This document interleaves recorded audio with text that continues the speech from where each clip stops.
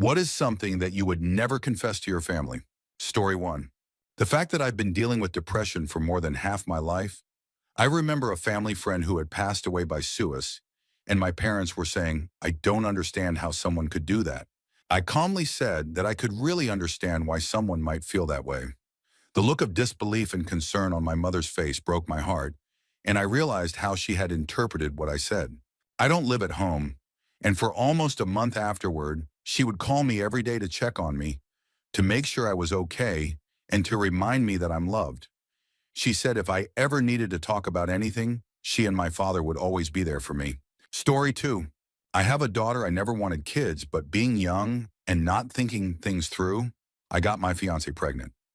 With all the issues between us, we couldn't handle the idea of raising a child, so we made the difficult decision to place her for adoption. The family who adopted her was incredibly excited. They had been trying for almost a decade to have a child but hadn't been successful.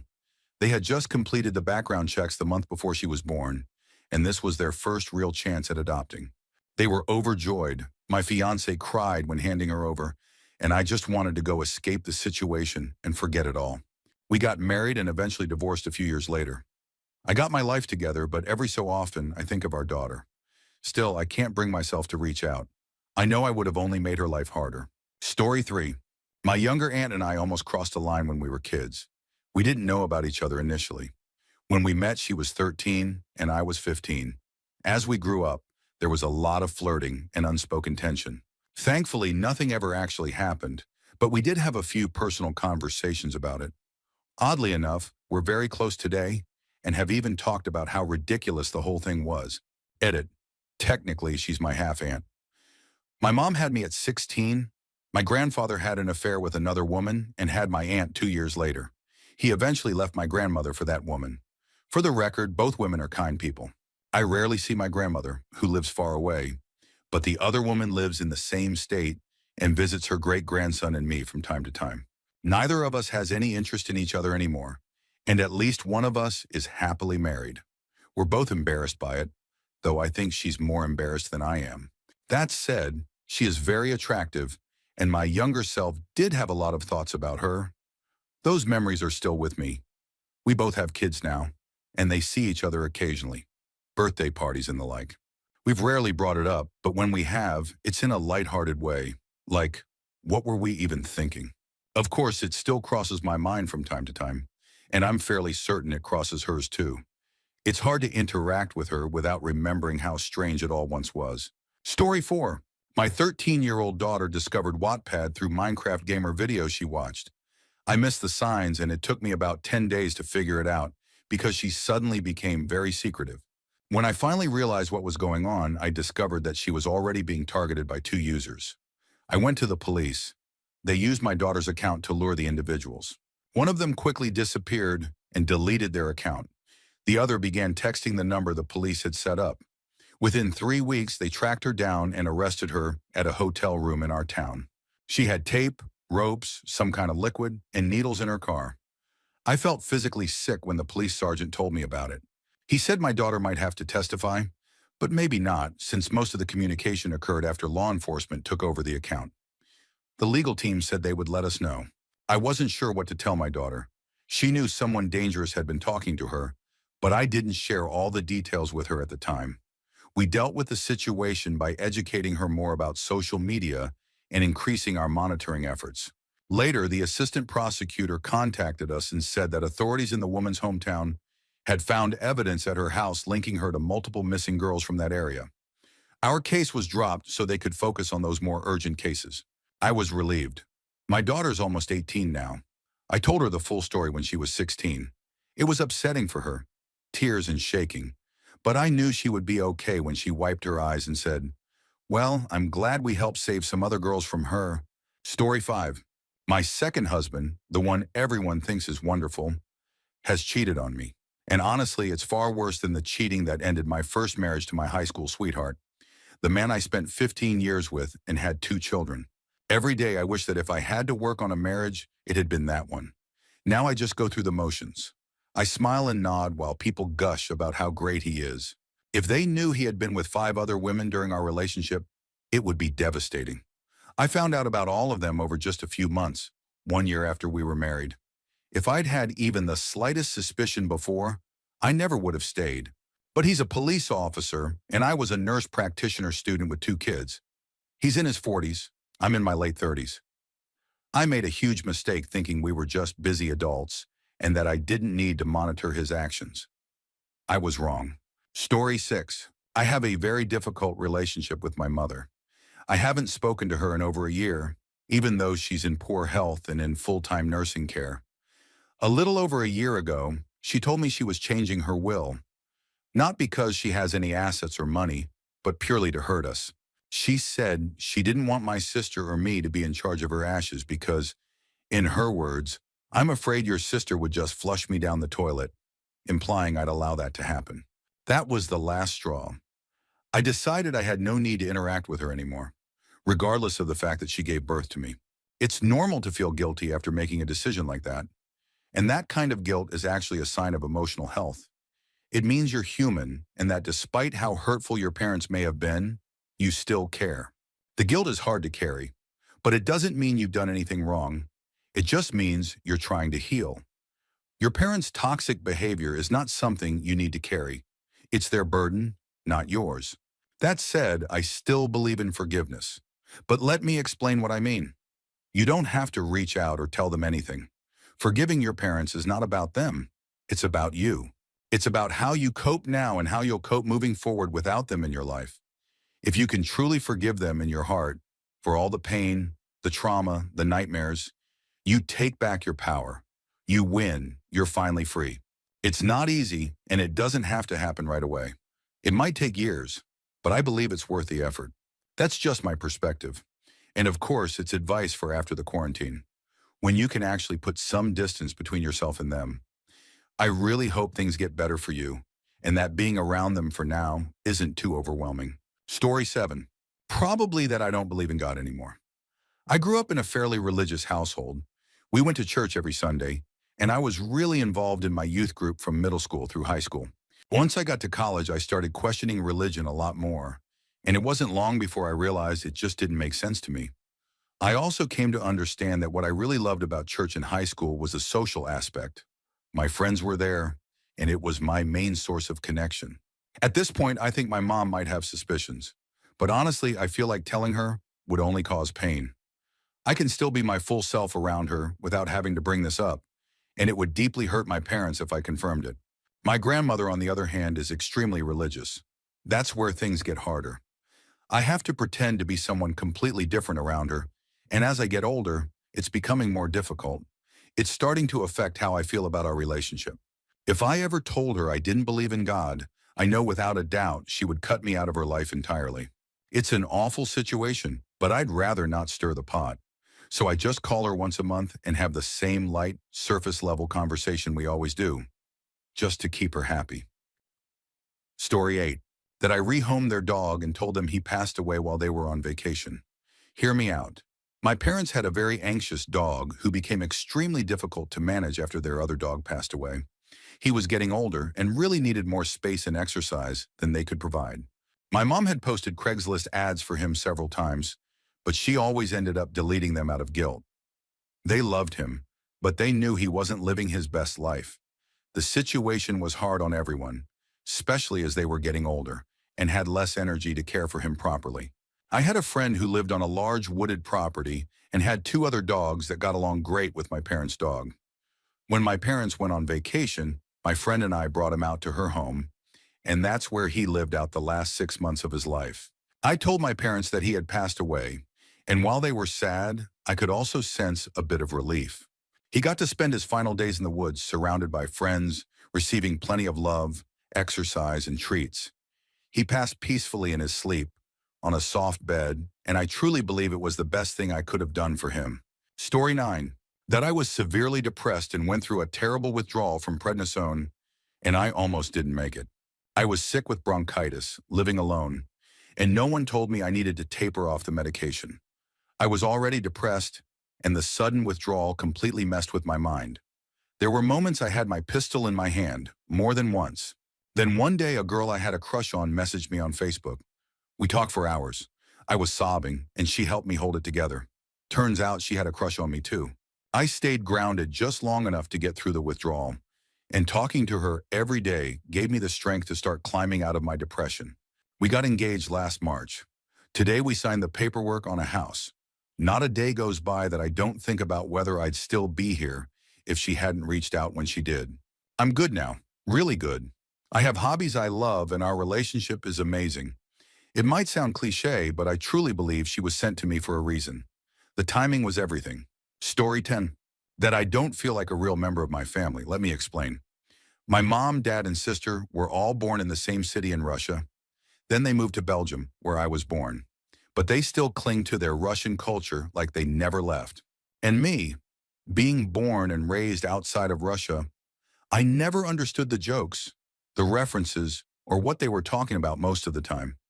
Slowly, I started to drift away from them because I didn't feel like I belonged.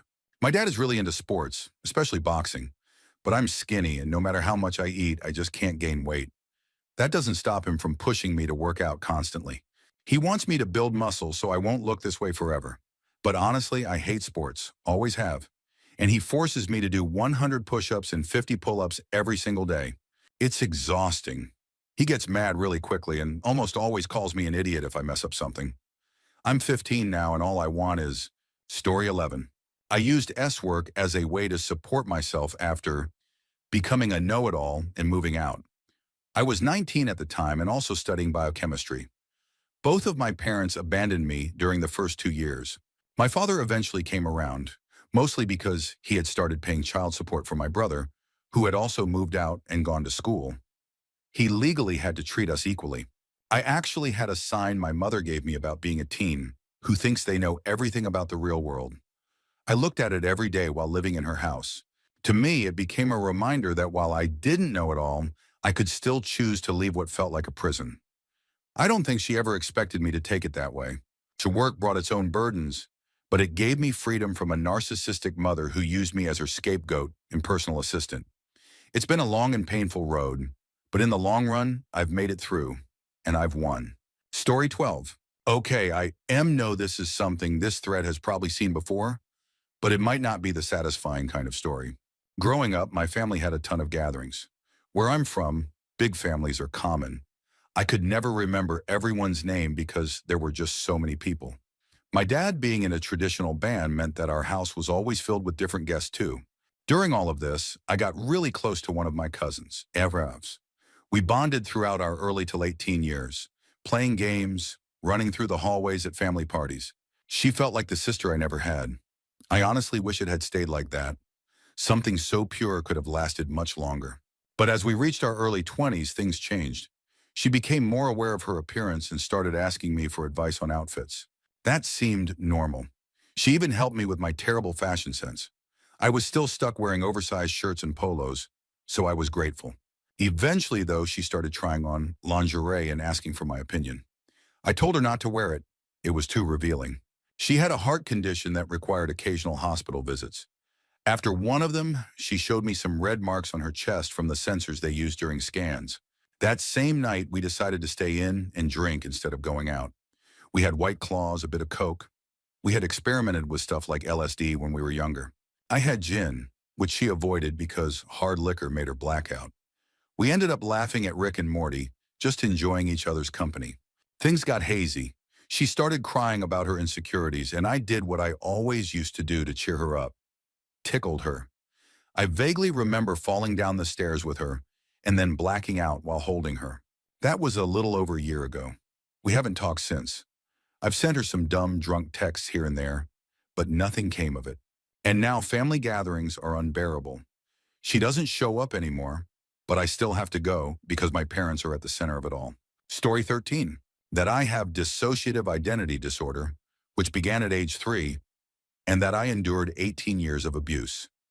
I don't think anyone in my family knows, but considering the kind of people they are, the pretend everything's fine, never talk about it type, I could be very wrong. The truth is, I'm not sure what would be worse, if they knew what was happening and did nothing, or if they genuinely didn't notice that their child was falling apart in front of them. I was clearly not okay. I self-harmed from a young age, was full of anxiety, withdrawn, and showed every warning sign imaginable. but they ignored it completely. Not once did anyone say anything. I'm about to turn 43. I'm in a good place now, happy, healthy, doing well. But the road to get here has been long and brutal. What's helped the most has been using my experiences to support others going through similar pain.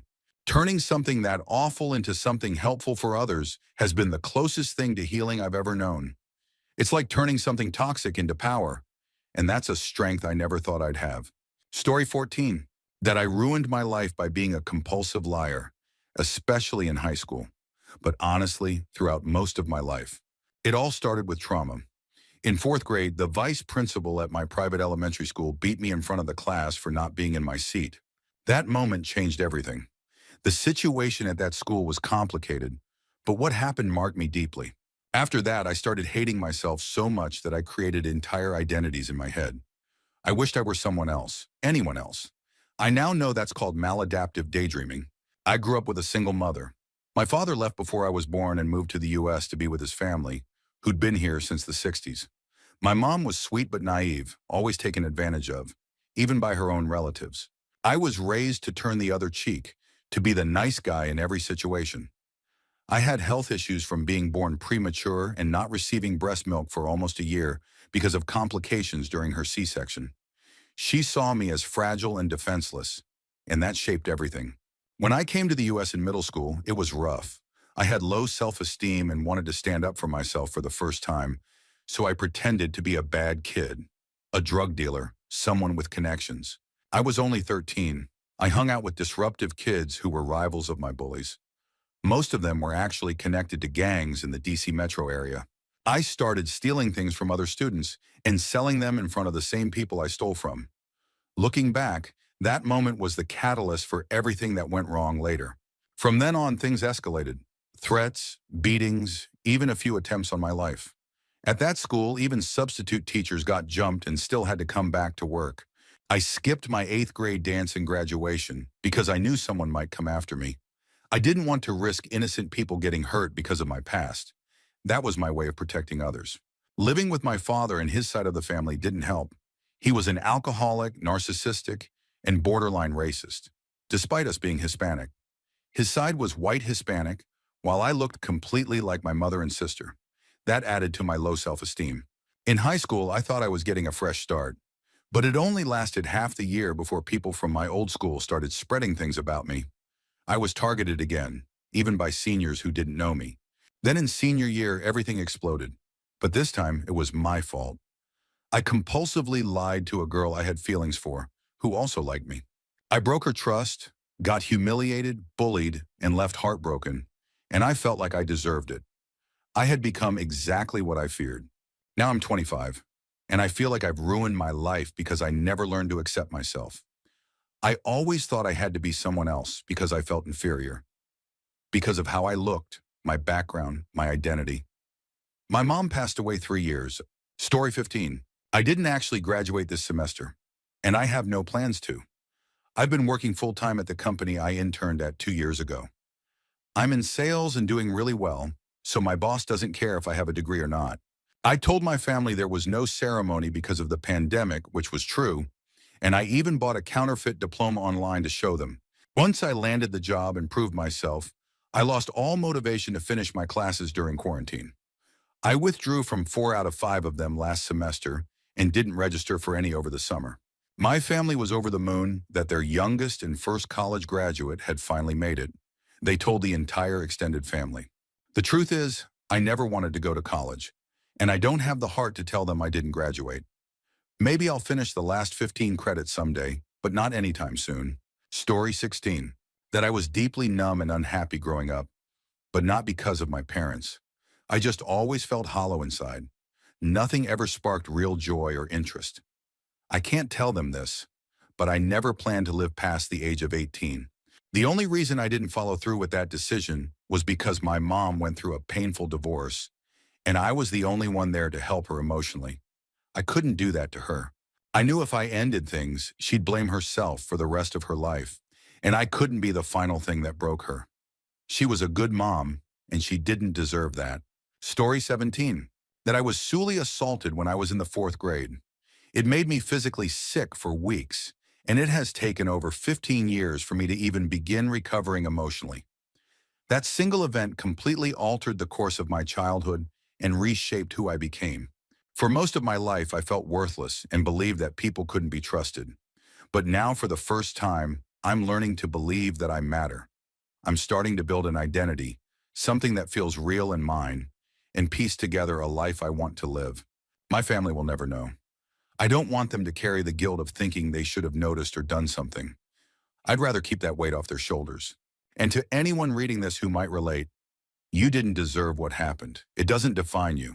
You are worthy and things can get better. Story 18.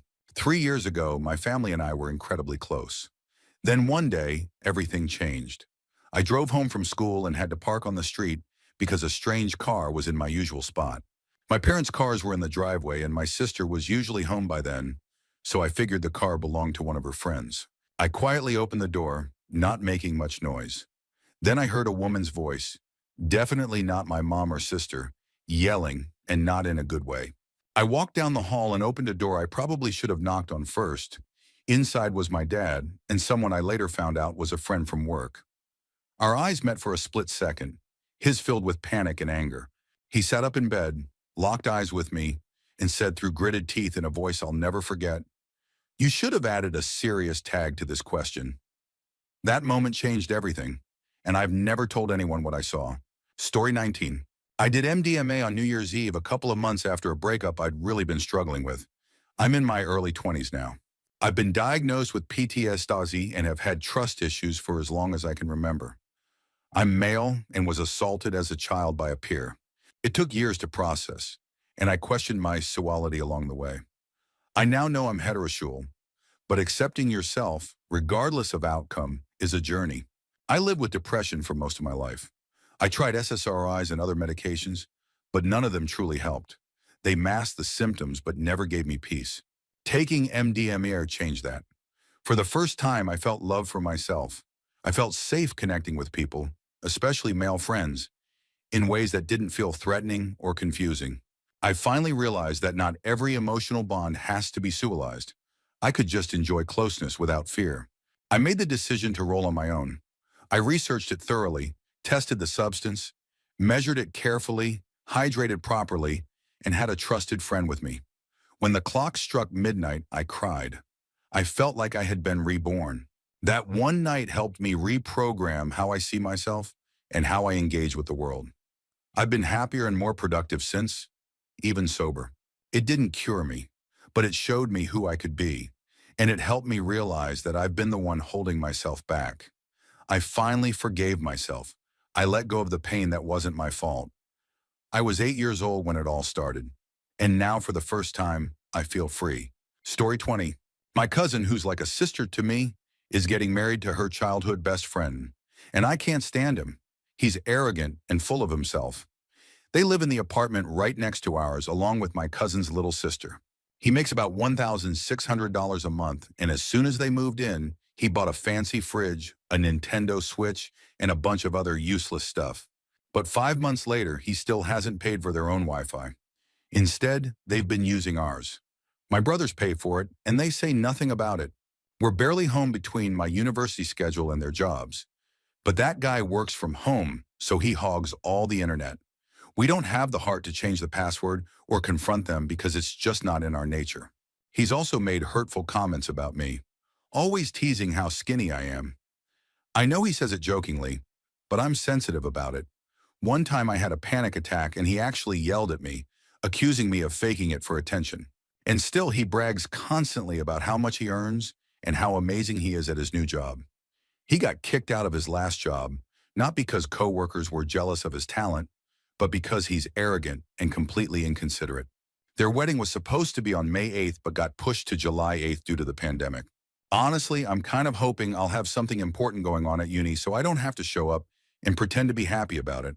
I love my cousin, I truly do. She's like a sister, but she deserves so much better. Story 21. This isn't something I hide from my whole family, just my dad. I love him, but most of the time I can't stand him. I'm 20 years old now and studying abroad, living on my own, but he still treats me like I'm 13. He'll bombard me with chores and unnecessary requests, even though I already help out as much as I can. I get that he and my mom work, but sometimes he goes way overboard. When I was 18, he literally asked me if I knew how to use a vacuum, even though I'd been helping clean the house my entire life. We have horrible fights. He never listens to me. He talks in a way that feels like everything is a command, and it's nearly impossible to push back. He never admits when he's wrong either. What really bothers me more, though, is how he treats my mom. They argue constantly, and he's so aggressive. She can't really match that kind of energy, and it's hard to watch. Sure, we have a few nice moments. We bond over music sometimes or share a laugh. But those moments are rare compared to everything else. Story 22. I'm adopted, and I'm so grateful to my parents. They gave me a beautiful life and even made sure I had the chance to know my birth mother. She was 17 when she got pregnant and 18 when I was born. She couldn't provide for me, so she made an incredibly selfless decision to give me a better future. She passed away at 28, drunk driving. It's been almost 11 years. I'm 22 now, and even though I love my adoptive family, I can't deny there's a hole in my heart. I would never tell them this, but I would give anything to have grown up with her. That kind of bond, biological, emotional, is something I never got to experience, and it gnaws at me every single day. Story 23. I put a lot of effort into pretending my brother doesn't exist. He didn't grow up with me, and his life has been a complete mess. My parents keep insisting we maintain contact, and up until a year ago, they would regularly update us about each other's lives. I gave in and tried reaching out, but he never had the time or energy. His life is a constant disaster. So now I just pretend he doesn't exist. It's surprisingly easy.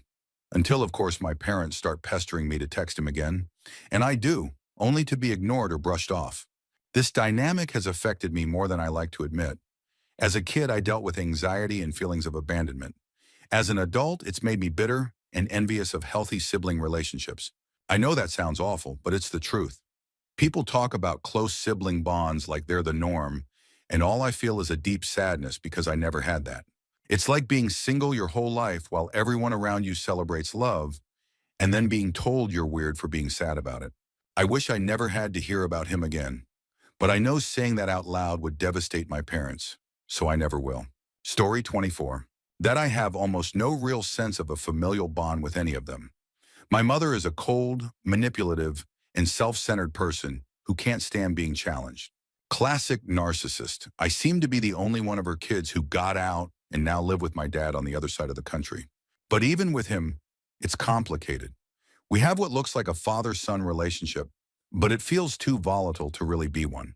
To his credit, he didn't always mean to, but he constantly threw me under the bus with his then wife, my stepmother, who I genuinely despised. Going to therapy made me realize something difficult. I don't feel a true familial bond with almost anyone in my family. The only person I ever felt really connected to was my late grandmother. She truly respected me and seemed to understand who I was, or at the very least accepted me. She's the only one I miss.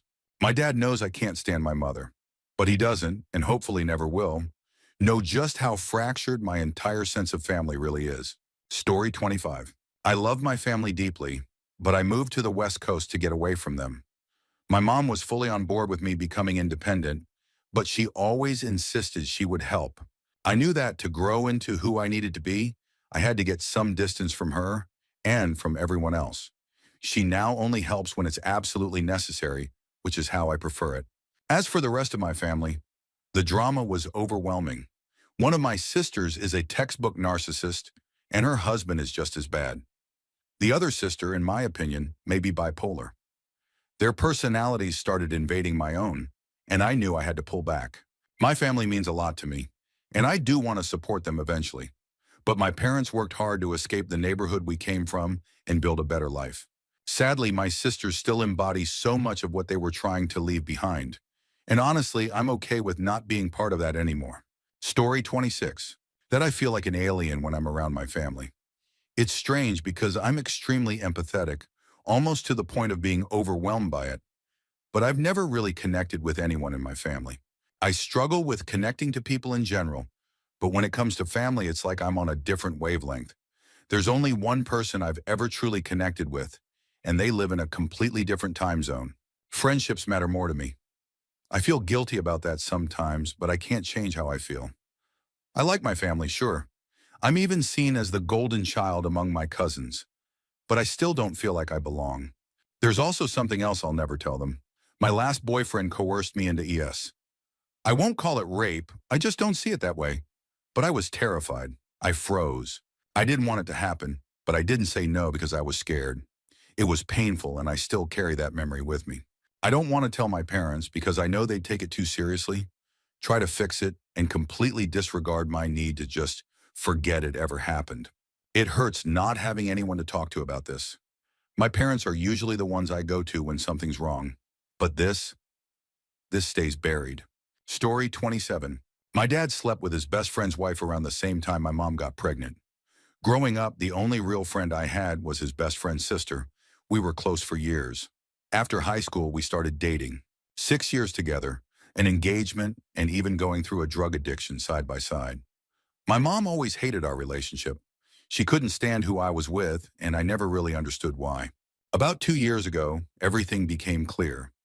I found out my dad had been sleeping with her mom right around the time she got pregnant. Our birthdays are only weeks apart, and it started to make too much sense. We got a DNA test to confirm it, and yeah, we were half siblings. What no one else knows, not my family, not our friends, is that we tried to have a child twice. One pregnancy had to be medically terminated. The other ended in miscarriage. That's something we still carry with us, and no one else will ever know. Story 28. Sometimes I fantasize about my parents divorcing and my mom finding someone who truly respects her.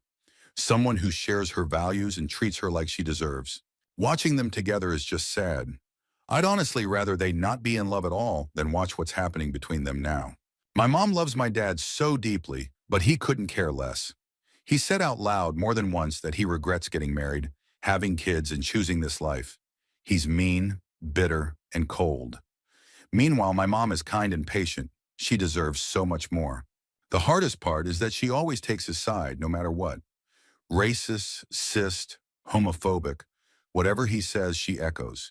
It's like she's given up her own beliefs just to stay by his side. And the worst part is, he wouldn't even notice if something happened to her. He doesn't engage, doesn't show affection, just goes through the motions. I know she's slipping into another depression, and I'm certain he's a big part of the reason why. So yeah, I imagine her meeting someone new, someone who truly gets her, and finally leaving him behind. She deserves to be loved the way she loves. Story 29.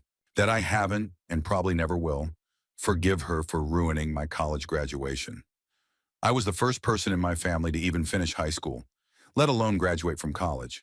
I gave her the date 2 weeks in advance. She only lived 30 minutes away. Her excuse? That's too short of notice. I offered to come get her myself on the day of. Nope, said she didn't have time to buy a nice outfit. I offered to buy one for her. Still no. It's your fault for not telling me sooner. Then she lied to the rest of the family, told them I didn't want her there, said I was ashamed of her. So there I was, sitting in my cap and gown, crying silently while my phone lit up with texts from relatives calling me cold, heartless, and worse. Meanwhile, the dean is up on stage saying, "Let's all stand and applaud the families who are here today to celebrate with you." It was like a punch in the gut. What should have been one of the proudest moments of my life is now one of the most painful memories I have. I can't talk about it anymore because she's convinced everyone of her version and no one speaks to me. And if I were to bring it up now, with her getting older, people would just say, I need to let it go. But I haven't. I'm still angry. I probably always will be. Story 30. I don't really get along with most of my family. A lot of them are either poorly educated with strong personalities or just completely passive about everything. But there's one exception, my brother-in-law's niece. She's a few years younger than me, and we're not even entirely sure how we're related. We joke that we're second cousin-in-laws or something like that. She and I are a lot alike and get along better than I do with most people in my family. Whenever she visits, we hang out a lot. One night we were at a party and I was trying to wingman for her, but the guy ended up leaving with someone else. We ended up hooking up instead. Turns out she's into a lot of the same things I am, and the next time she visited, she even brought a friend to join us. We both think it's fine since we're only connected by marriage, but I'd never tell my family.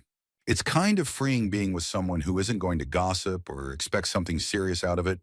No judgment, no drama, just shared trust and freedom to be ourselves. Story 31. That I have no idea where I'm headed in life, and it scares me. I just turned 21 and I'm majoring in accounting. I don't even know why I chose it anymore. I got rejected from the internship I really wanted, and now I'm stuck chasing backup plans. I'm already working a basic accounting job, and honestly, I think it's the most boring thing I've ever done. People say the real job will be different, but I can't imagine ever being happy doing this long term. At this point in college, it's too late to change majors. My grades started slipping last fall because I just couldn't bring myself to care. I was too tired, too apathetic, too over it. It started bleeding into my personal life. I'm exhausted all the time and mostly just want to sleep or escape into something that'll numb how stuck I feel. The worst part is that I can't talk to my parents about it. We already have enough problems, and from the outside, my life looks great. Upper class background, dream school, supportive friends. What is there to complain about?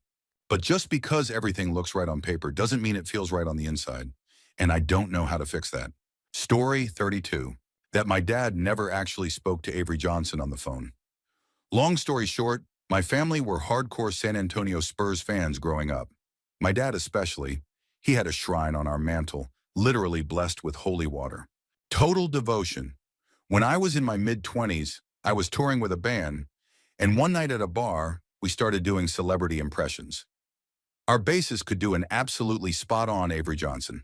We were drinking, messing around, and I got the idea to call my dad. I told him I had just run into Avery at a club, explained how big a fan my dad was, and said Avery wanted to say hi. My bass player got on the phone, and what started as a joke turned into a 15-minute heartfelt conversation. My dad went all in, talking about Spurs memories and how he used to meet Avery back in the 90s when he was a route manager for a water company in San Antonio. Apparently, he delivered water to the Spurs and met AJ a few times, so he fully believed he was reconnecting with an old friend. After that, the story became one of his proudest moments. He told everyone, BBQs, church, birthdays, even my girlfriends. And I could never bring myself to correct him. It would have shattered him. He passed away last August, still a diehard fan. Now, my brothers and I laugh about it around campfires. It's one of those memories that's both hilarious and strangely sweet, because it shows just how much passion and love our dad had for the things he cared about. Story 33. I lived off social assistance for 2 years. To this day, my parents and brothers still believe it was because I was lazy, irresponsible, and too stupid to find a job. The truth is, during that time, I was battling severe depression and PTSD. I had even confided in a friend about planning to end my life. Thankfully, he helped me get into therapy, and that saved me. But in my family, mental illness doesn't exist. They believe depression is just being sad, and that people should simply cheer up. No one ever took my struggles seriously. It's been 5 years since then, and I'm stable now. But they still make jokes. Remember when you were just lying around at home doing nothing? We thought that would never end. Thank goodness you finally figured out how to get off the couch. Ha ha ha. They laugh, but I carry that pain every day. I could never tell them the truth. It would break them. I think, in their own way, this is how they cope with something they don't understand. Story 34. That my father is kind of an a-hole. I respect what he's done for the family, but beyond that, we don't have much of a connection. When we talk, which isn't often, he always compares me to other people. His friends' kids, even his own accomplishments when he was my age. When I was in college, he would guilt-trip me constantly about the cost of my education. Now that I live far away and he's retired, he complains to my mom that I don't call him enough. I talk to her once or twice a week, but I don't reach out to him. It's not that I don't want to, I just don't know what to say. Every conversation turns into him pointing out what I should be doing better and how others are ahead of me. For context, in many Asian cultures, family bonds are held in the highest regard. It's common to have 3 generations under one roof, with younger generations taking care of the elders. That makes it even harder to admit what I really feel. Story 35. I wish to never see, speak to, or hear from my mother ever again. She left our family just 2 days into the UK lockdown. Each of her 3 kids got a different excuse. I was told I haven't been happy for a long time. My younger brother got, "You kids forced me to leave." And my little sister, she was told, "I've found someone new." My brother took it the hardest. He had a severe asthma attack that landed him in the hospital, and now he can't pursue the career he's always wanted. He's thinking of dropping out of university because it all feels pointless. He was later diagnosed with depression. When he told our mother, she screamed at him, called him pathetic, and said he was an embarrassment. I don't live at home anymore. I moved out the January before everything fell apart. I hear what's going on through my sister, who calls me every time my mom shows up to cause more drama. I don't know everything, but I know enough, and I want nothing to do with her anymore. Story 36. This might not be as heavy as others here, but I wanted to share something positive. I never planned to tell most of my extended family that I'm transgender. Besides my parents and sister, I only saw the rest of them a few times a year, if that. With university starting, I figured that number would drop even more. I didn't feel the need to tell them, especially not my step-grandmother, who has always been horrible. But the news got out anyway. My parents have been trying and recently started using my chosen name more. The issue came up when my dad used that name while talking to his brother about who would be attending my grandpa's birthday. My dad gave me a heads up and asked if I still wanted to go. I said yes, partly because I didn't want to back down, and partly because, well, free sushi. Surprisingly, everyone was decent about it. I got the usual, so it's boy name now? And when I said yes and left it at that, they dropped the subject. No one said anything negative to my face. In fact, my great uncle, who's gay, reached out to offer support. I appreciated it, though I told him I was okay. Funny thing is, they still don't know I'm pansexual. But if they can accept my gender identity, I don't think my sexuality will be a big issue. Story 37. That I got high and buzzed at the one and only high school party my parents ever let me attend. It was honestly a great night. I smoked weed, drank, and just had fun with friends who made sure I sobered up a bit before heading home. Then I drove myself back, still a little hazy, and the next morning I took my SAT exam while hungover. Ironically, that was the best I ever did on a standardized test. I think being slightly out of it removed all the pressure, and I just flowed through it. My parents were so proud when they saw my scores. And honestly, it was worth it. Side note, my parents are cops. They have really strong opinions about troubled kids who party, drink, and smoke. Little do they know that the party I went to was filled with straight A students from AP and GT classes. And those same friends they loved having over at our house? Yeah, not a single one of them would pass their innocence test, but they always kept it clean around my family out of respect for me. And that's what real friends do. Story 38. That I don't share my family's belief system anymore. I was just talking about this with my sister. Both she and my older brother have already left the faith. My parents recently found out and had long, emotional talks with them.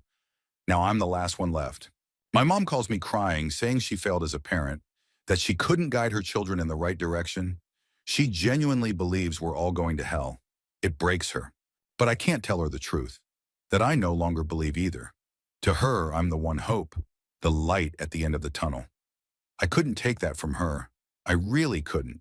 If she knew, there'd be counselors, books, endless talks, and interventions. And I'm not ready for that. So I'll carry this truth with me for as long as I have to. Story 39. That my mom's alcoholism made my childhood incredibly difficult. And now my sister's following the same path. After getting sick with cancer, my mom finally got sober. It's been over 2 years. She's tried to make things right and has done a lot of healing, but my sister refuses to follow that path. She sobers up now and then, but always relapses. She constantly puts herself in terrible situations, and it's heartbreaking. She lost custody of my niece, and it still seems like partying matters more to her than her own daughter. She blames my mom for her toxic choices, even though mom has owned up to her past and has helped my sister more than she'll admit. Our family believes in never giving up on each other, no matter how bad it gets. But this hurts. We're heartbroken that she chose this life. We tiptoe around the subject because she can't take criticism, but all of us are tired. We've watched her throw everything away. Story 40. That I'm emotionally drowning and no one really knows. My parents aren't bad people. They work hard and they try. My dad is always working, and my mom carries a lot of stress, which she takes out on me and my older brother. My brother has been struggling with depression, which scares them. So they focus on him, doing everything they can to keep him stable. I understand that, but it means that there's no room for me to say how I feel. I once tried. I told them I couldn't sleep, that I was overwhelmed. It didn't go well. They got even more stressed. It just confirmed what I already felt, that my problems are a burden to them. Sometimes I act ungrateful or distant, but it's not because I don't care. It's because I feel like I've forgotten what real happiness feels like. I laugh at jokes, but it feels empty.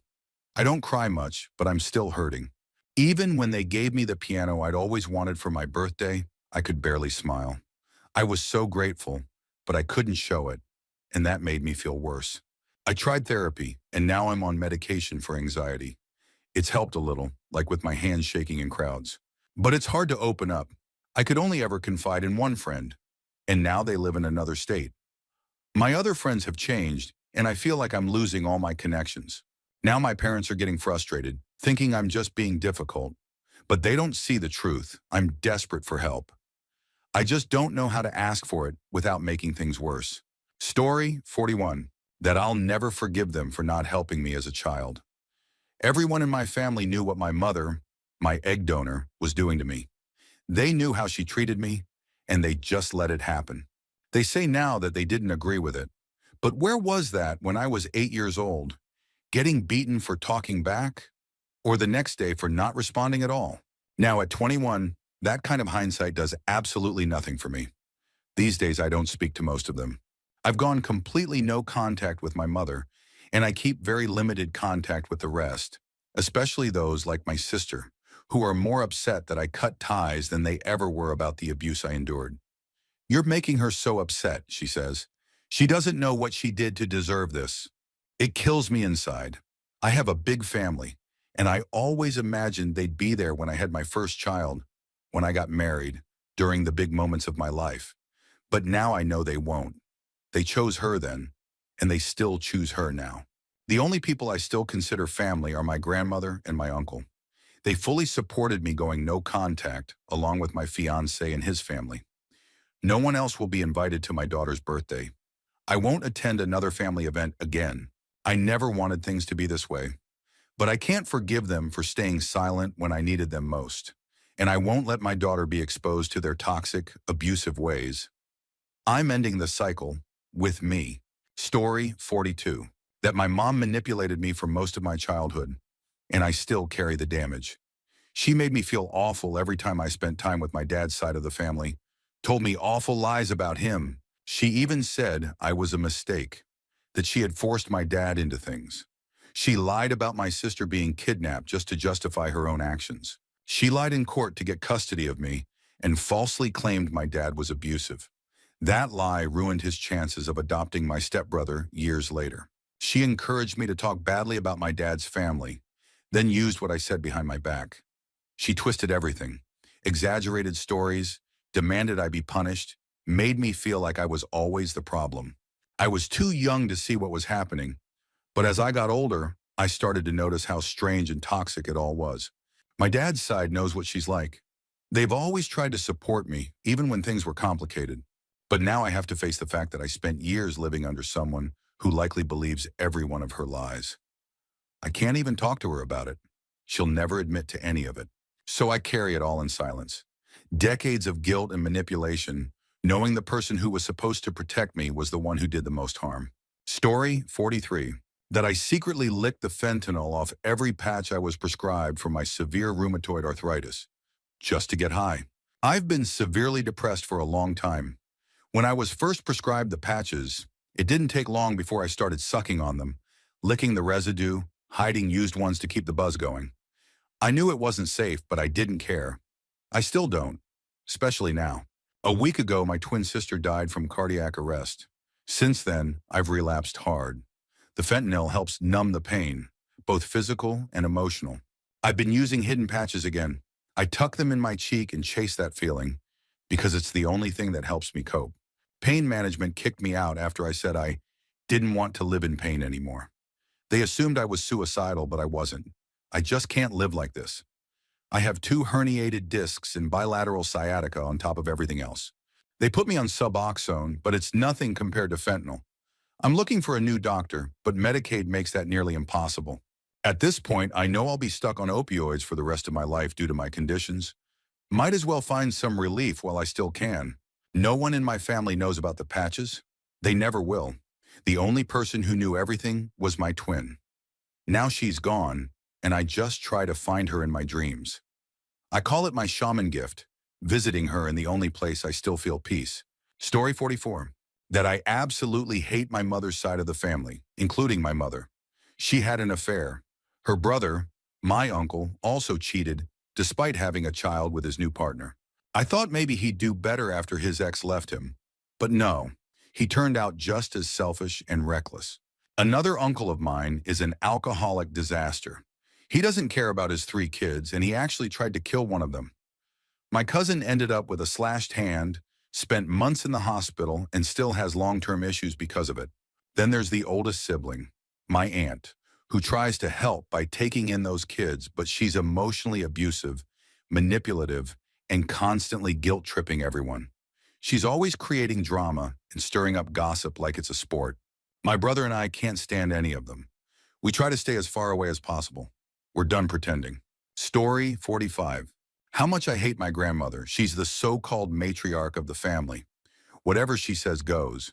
She's manipulative, narcissistic, and seems to live just to make people miserable. Most of the older generation still thinks she's some kind of angel. But the younger ones, we see her for what she really is. Now that great-grandkids are in the picture, her mask is slipping even more. The younger grandkids can't stand her. Most parents don't even let their kids near her anymore. For good reason. And me? I used to be her favorite. I was raised by her. I thought she was amazing. I worshipped her. But after spending just 1 year away from her, I saw her for who she truly is. She spent years tearing down my self-esteem, making sure I always felt like I needed her. It was calculated. I can't tell anyone in the family how I really feel. The ones with power still side with her completely. If I spoke up, I'd be shunned. So I stay quiet. The upside, it's easier to connect with my younger cousins now. We all share a mutual understanding, even if it's never said out loud. Story 46. That my uncle, the golden child of the entire family, has a son no one knew about. Not even him. I found out through 23andMe a few months ago when I got a notification that a new first cousin had joined. I was confused at first, but after looking at the details, it became very clear. I knew it couldn't be anyone else's kid. The dates lined up and the resemblance was shocking. Uncanny, really. Even without DNA, you could take one look at this guy and know my uncle was his father. I told my uncle because I felt like he deserved to know. He was genuinely stunned, said he had absolutely no idea. Apparently, the boy's mother never knew who the father was and never tried to find out. The son was born in 1988. After the initial shock, my uncle asked me not to tell anyone else. Said he didn't want it brought up again. So, I haven't. I haven't told a soul, not even close family. But every time I see them, I feel like I'm holding this giant, life-altering secret, and it weighs on me. Story 47. I went away for college last year, and at first I was really sad. I'd never lived away from my family before. But after coming back for breaks and having to stay home during COVID, I realized how much I hate being here now. Back at school, I was lonely. No friends, just studying and watching TV. But at least I didn't have to sit front row to watch my family fall into poverty. My dad is unemployed. My mom barely earns anything. I have a loan that was supposed to be for school, but now it's going toward bills. I know it's technically in my dad's name, but I feel the weight of it every day. Just existing here feels like a burden. I eat a lot, which adds to the stress on them financially. I hate feeling like I'm part of the problem, even though deep down I know I'm not the reason things are this bad. Still, the guilt never leaves. Also, I've gotten into psychedelics. They've honestly changed my life, helped me grow and understand myself. But I could never tell my dad. He'd be furious. He wouldn't understand at all. Story 48. My senior year of high school was a nightmare. I was dealing with severe anxiety and depression, barely able to function. To make things worse, I was still in chronic pain from a car accident the year before. For almost 3 months, I felt like a shell of a person. One day, after a particularly awful day at school and another fight with my abusive father, I just got in my car and started driving. I wanted to clear my head, but the thoughts wouldn't stop. I started thinking about ending it all. I looked down at the speedometer and realized I was going almost 90 miles per hour on a back road that ends in a wall of trees. There was no one else around. All it would have taken was 10 more seconds, and that would have been it. But I pulled over. I sat on the side of that road for an hour, shaking, crying, having the worst panic attack of my life. I wasn't even in control. I was watching it all unfold like I was outside my own body. No one knows. I've never told anyone, not friends, not family. I'm in therapy now, and I've cut contact with my father. Things are better, but that moment haunts me.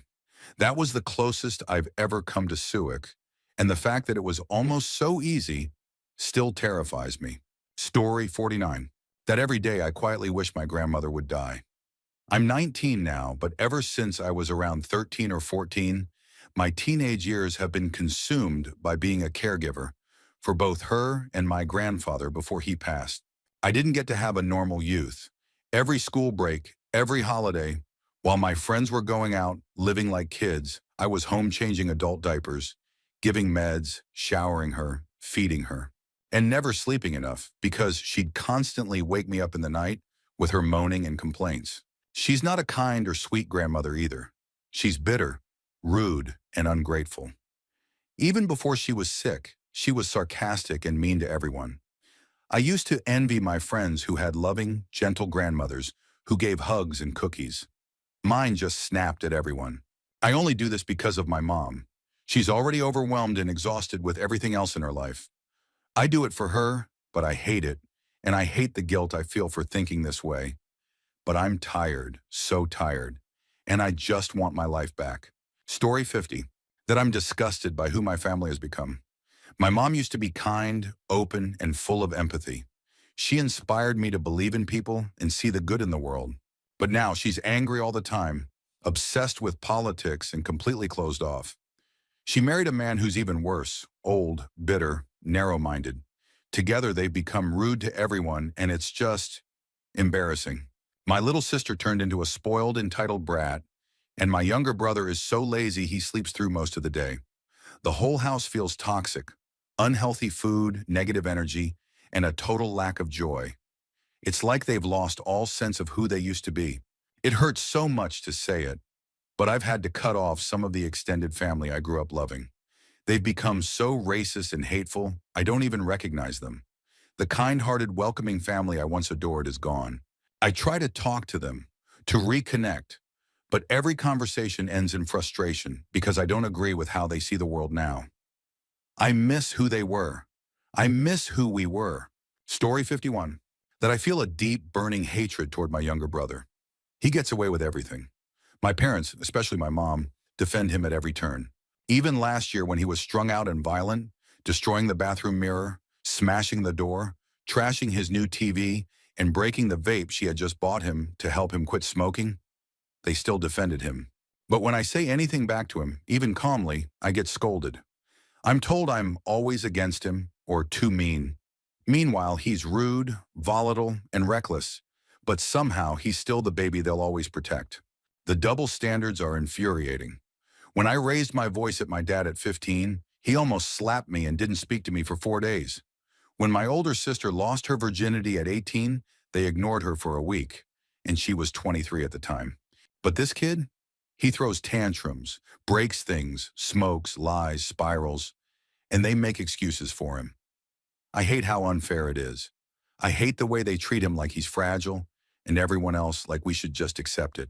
Sometimes I wish I could just scream in his face, but I know even then, they'd probably blame me for making things worse.